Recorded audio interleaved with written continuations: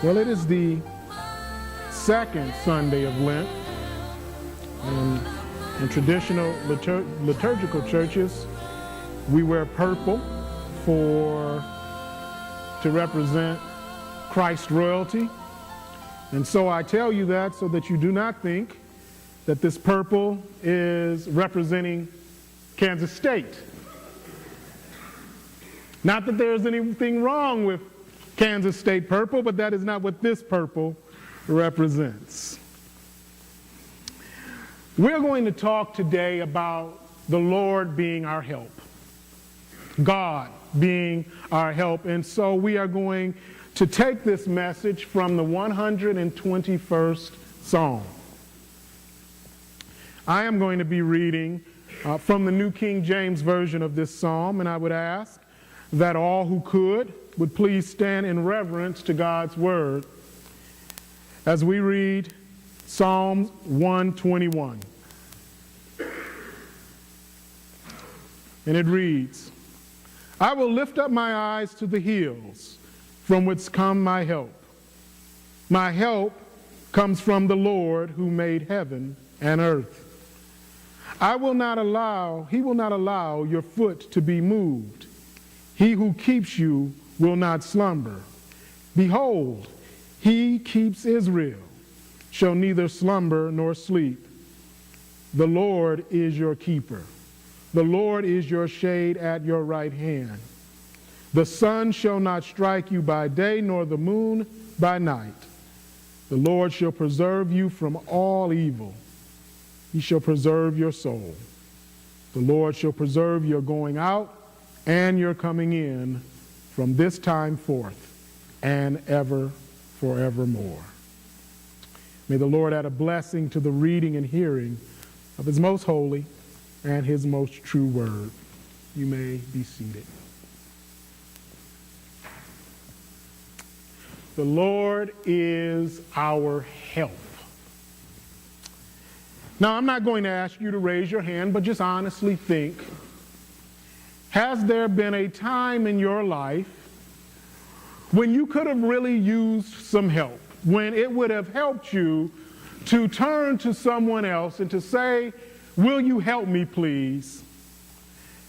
Has there ever been a time in your life when that happened and you were too stubborn or too prideful to ask or to accept that help? I will admit that in my life I have had some of those times. And one of them that comes to mind and that I am reminded of quite often took place at the end of the summer and beginning of the fall 2008. Toward the end of the summer, I started to experience some pain. And, I have a tendency, if it doesn't hurt too bad, I ignore it. It'll go away. Well, that didn't happen this time. The pain didn't go away. As a matter of fact, it continued to get worse. It got so bad that it got to a point where I was having difficulty walking. And so I went to the doctor, and it wasn't one of those cases where my wife insisted that I go to the doctor. This was one of those cases where it hurt so bad that I decided it's a good idea to go to the doctor. And so she went with me, and we went to see our normal family practitioner, and he examined me and immediately sent me from his office to the emergency room, which was across the street. And they did emergency surgery. It just so happened that this week was also the week that my pastor was out of town. Now, I have a tendency, I don't say that I'm stubborn, but I do admit that I have a tendency to be stubborn sometimes. And I also have a tendency to, when I tell you I'm going to do something, the only way I'm not going to do that is if I just really can't do it. And my pastor had called earlier that week, and he said, I'm going to be out of town. I'd like you to preach this Sunday. Well, I had this surgery on Thursday. And my wife says, well, call Reverend Beasley, he's the other reverend, and see if he has a sermon ready, and you can stay home Sunday. And that wasn't going to happen. I was hurting. I was really hurting. But I went and I delivered the sermon, and after the sermon, my wife got a wheelchair and wheeled it up to the front, and I Told her I didn't need a wheelchair, I could walk, and she said, "Boy, sit down." And I sat down. I did as I was told. But the pain, it got better, but it didn't totally go away. And so all during this period, I'm having difficulty walking. I'm having difficulty doing some of the basic things. My wife has to help me even when I'm going to the restroom. It was a difficult time for me. And we had to go through a second surgery, and that second surgery took place in late August. But between that July date and that late October, actually, that July date and that late October date, there were periods of time when I could not do anything. And I did not want to depend on my wife for help. Now, there were some reasons for that. First of all, if any of you are only children, if you're not only child, you won't understand. But if you are only child, you realize that you, just by sheer nature of the fact that you don't have other people around close to your age, you become independent. You start to do things on your own. You start to you just become more independent. And I also believe that we learn from example. And so if a young man and a boy learns how to be a man by the men around them, and they set that example. And my example were my grandfather and my dad. And they were great husbands. They were wonderful husbands. And they were husbands that took care of their wives, and at least until my grandfather got too sick, that didn't, at least in my mind, appear to depend on their wives. They were the ones that took care of them, not the other way around. And this is, again, what was going on in my mind. And so when I have to depend totally on my wife, this is not something that I'm enjoying. And so I fought against it. I was stubborn. Yeah, I had trouble walking, but I don't need to lean on you while I'm walking. I can walk on my own. Yes, I have trouble doing basic tasks, but I can do it. Until one day, my wife finally got fed up and she said, "Look, let me help you. I'm your wife. I want to help you. It's my job as your wife to be there and to be your help. Let me help you." Well, this is usually the point in the story where you hope to have some great revelation, and I can say that, yeah, I saw exactly what she was saying, and I was happy to let her help me, but that would be a total lie. I let her help me because I didn't have a choice, because I couldn't do it on my own. But the point here is that when we give our life to Christ, when we become followers of God, He is saying the exact same thing to us when we go through trials and tribulations, when we go through difficulties. He is saying to us, "Let me help you." He's saying to us, don't try and do this on your own because you can't. Let me help you. And so we look at our text today. It comes from the 121st Psalms, and it brings to mind, when you look at this story, a lot of people say that it was written probably by a traveler in Israel. Now, there's something that you want to know about traveling in Israel. When you travel in Israel during this time, it was dangerous. You didn't travel alone if you could avoid it. And there were some roads that you traveled on, you wanted to go at least 12, 15, 20 deep because they were just that dangerous. Think about the story of the Good Samaritan. What happened? The man was traveling alone, and he was robbed and beaten nearly to death.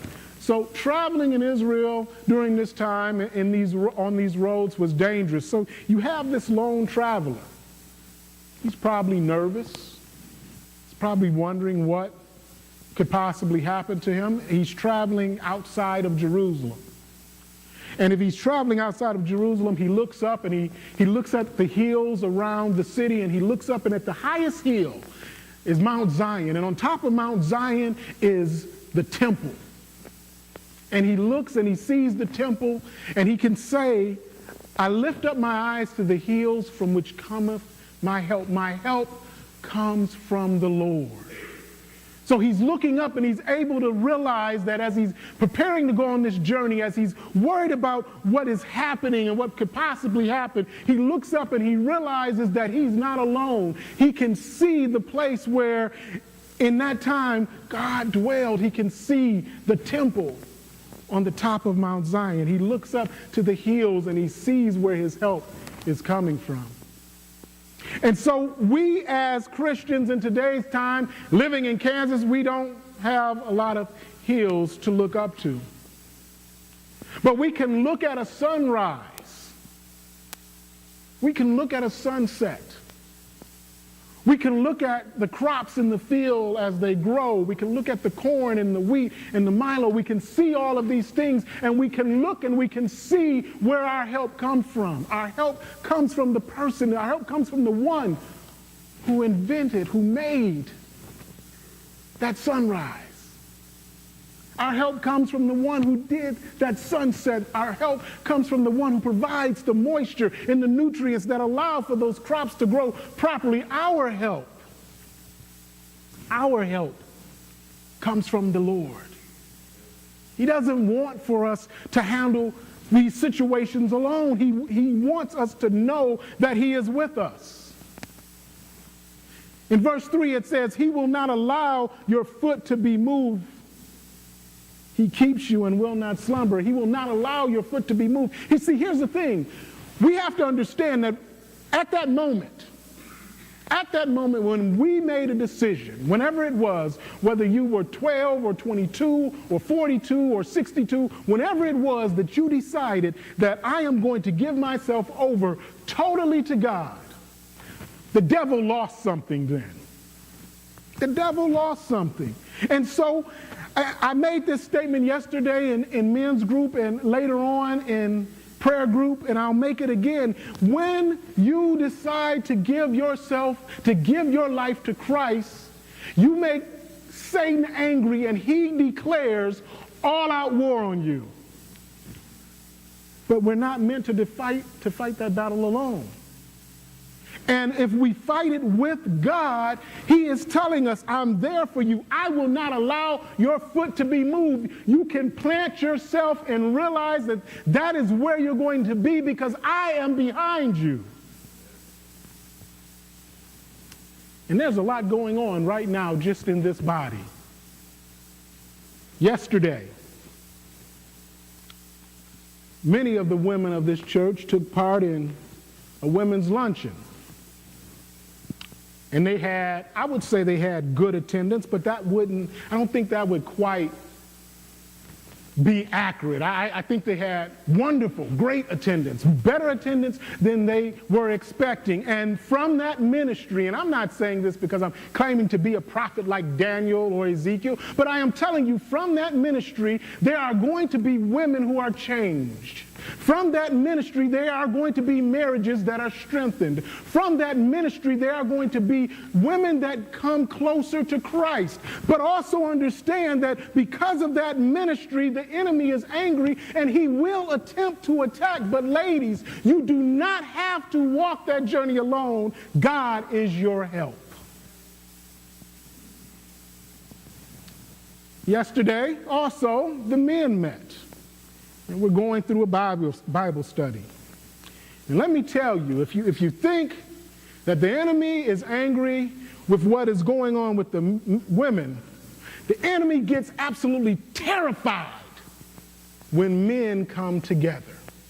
Because he realizes the power that there is when men come together to study, when men come together to pray, when men come together and lift up their families and lift up their church. The enemy, not only does he get angry, he gets scared and he will attack, he will come in. But brothers, God is our help. We don't have to worry about it. God is our help. We have an intercessory prayer ministry here. And the greatest weapon that God gives us against the enemy is prayer. So what does the enemy want us to do? Stop praying. So what will he do again? He will attempt to attack the people involved in that ministry. But my brothers and my sisters, fear not. God is our help. He will not suffer our foot to be moved. If God is with us, we can stand firm. We can stand planted. We can stand where God has placed us and know that we will not be moved because God has promised, I will not allow your foot to be moved. God is with us. And the great thing about God being with us, with my wife loves me to death, and she will do any and everything for me, but my wife is also only human. And during that time, she had to sleep, she had to rest. She has never said it, but I know that it was a stressful and difficult time for her, because it was a stressful and difficult time for me. But she did everything that she could, and probably more than she physically could have done. But what is it like to have someone in your life that is saying, I am going to be there 24 hours a day, 7 days a week, 365 days a year, and 366 in a leap year. I will always be there. And that's what God says to us. Let's look at our text. He says that, behold, he who keeps Israel shall neither slumber nor sleep. He's always there. Even when we don't know he's there, he's there. When I was a teacher back in Detroit, there was a gentleman that I taught with that I would say was overprotective of his daughter. He would disagree. And I remember that one time she wanted to ride the bus by herself, the city bus. She wanted to catch the bus to go downtown. Detroit has ethnic festivals every summer, and she wanted to go to an ethnic festival. She wanted to go by herself. And her dad didn't want to let her do it, and she bugged him, and she bugged him, and she bugged him, and finally he said, okay, I'll let you do it. So he walks her to the bus stop, and he puts her on the bus, and she catches that bus, and then she gets off that bus and transfers to another bus and goes downtown, has a really good time, gets back on the bus, comes back, and comes home. Well, about a year later, she was graduating from high school, and she was talking to her dad about that trip. And he said, you know what? You really worried me when you had to make that transfer from the one bus to the other. And she said, well, Dad, how did you even know about that? He said, do you really think I was going to let you ride the bus by yourself? I was there the whole time. You just didn't see me. And that's how God is with us. He never sleeps. He never slumbers. Sometimes we don't feel his presence. But when we don't feel his presence, what we have to understand, it isn't because God has distanced himself from us. It's because we have distanced ourselves from him. But he's still there. He still has his eyes on us. He isn't leaving us alone, just like that father didn't leave his daughter alone. We may not know he's there, but he is, because he never sleeps. The next thing that we understand about God is God protects us from dangers, both physical and spiritual. Again, let's look at our text here. It says, the Lord is your shade and your right hand. The sun shall not strike you by day, nor the moon by night. The Lord shall preserve you from all evil. He shall preserve your soul. He shall preserve your soul. In other words, he's not only looking after you physically, he's not only looking after you mentally, but he is protecting the very thing that the enemy wants to take, and that is your soul. He is protecting your soul. And when I look at this particular text, I can almost imagine God with his great hands just casting his hands out over us and saying, I'm not going to let the heat of the day hit you. I'm not going to let the wind of the night hit you. I am covering you. I am protecting you. I am there day and night. I am protecting you physically. I am protecting you mentally. But more importantly, I am protecting that which is eternal. And that is the spirit. You see, these bodies, this flesh that we're in, this brain that we have, all of this is only here for a while. 60, 70, 80, 90, maybe a little over 100 years. That's the amount of time that this is here. But the Spirit is eternal, and God is saying, I shall preserve that. I shall protect that. I shall keep that safe. Because he promises that he will protect us. And the most important thing is to look at that final verse, verse 8. It says, the Lord shall preserve your going out and you're coming in from this time forth and forevermore. From this time forth and forevermore. So what is God trying to tell us with that? What he's telling us is that I'm not only going to be looking after you during your time in your journey here on earth. Because again, when we look at the grand scheme of things, we are not here very long. But he's saying, I am going to be with you forevermore. I'm going to be with you when this life is over. When all of this is done, I am still going to be with you. I am still going to be your help. I am still going to be your protector. In other words, what God is telling us is that when we can't count on anything else, we can always count on him. God is our help. He's telling us from that time, whenever that time was when you said, God, I'm yours. From that time forward, he's there. From that time forward, he has said he will be with you. Now, yes, the enemy is going to attack, but what he's telling us is when that attack comes, I will be your shield. What does he say? He says that he gives us his armor, the armor of the Lord. He's saying when those dark times come, look to me, I'll be your light. He's saying when in sickness, look to me, I will be your healer. He's saying in difficulty, look to me, I will be your strength. God is our help. And what we have to sometimes do is step outside of self and say, and get away from the pride and say, you know what? I can't do this. What I had to do was step out of myself, stop being foolish and say, you know what? It really hurts to walk. It'll help if I lean on my wife. And that's what we have to do with God. God, it really hurts for me to do this on my own. And God's saying, well, stop. Lean on me. And if you think about it, that's the only thing that makes sense. Because when we decide to give our life to Christ, that means that we decide to go where Christ sends us. And we have to understand he's not going to send us someplace and not prepare us and not be there with us. It tells us in Ephesians, this is a battle not of flesh and blood, but a battle of spirit. God is spirit. And we have to stop trying to fight a spiritual battle in a physical world, doing it ourselves. We have to give ourselves over and say, God, help me. And he has told us,